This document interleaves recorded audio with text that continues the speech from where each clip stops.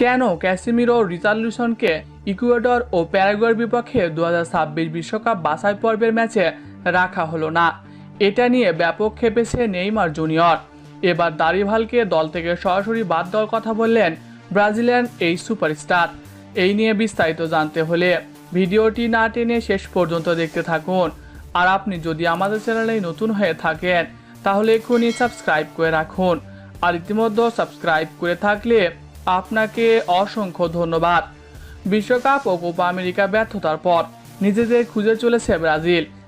একের পর এক টুর্নামেন্ট থেকে হেরে বিদায় নিচ্ছে ব্রাজিল। সেই সাথে আগামী 2026 বিশ্বকাপে কোয়ালিফাই করতে মরিয়া সেলেসাওরা।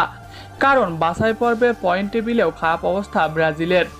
এ পর্যন্ত 5 ম্যাচ খেলে 1 জয় 1 ড্র ও 3 হারে পয়েন্ট টেবিলের 6 নম্বরে রয়েছে সেলেসাওরা, যা তাদের জন্য খারাপ। কারণ বিশ্বকাপে সুযোগ পেতে হলে পয়েন্ট টেবিলের টপ 4-এ থাকতে হবে। এছাড়াও 5 নম্বরে থাকা দল এশিয়ার কিছু দলের সঙ্গে কোয়ালিফাই করে বিশ্বকাপ যেতে পারবে। আপাতত সেই তালিকাতেও নেই ব্রাজিল, কিন্তু ভয়ের কোনো কারণ নেই। কারণ ব্রাজিলের সামনে অনেক ম্যাচ রয়েছে। সেই ম্যাচগুলোতে ভালো করলে ব্রাজিল সরাসরি বিশ্বকাপ খেলতে পারবে। তবে এখানেই বাধে বিপত্তি, কেননা 2026 বিশ্বকাপের জন্য 23 সদস্যের দল ঘোষণা করেছে দারিভাল। যে স্কোয়াডে রাখা হয়নি ক্যাসিমিরো, রিচার্লিসন, গ্যাব্রিয়েল জেসুসের মতো তারকাদের।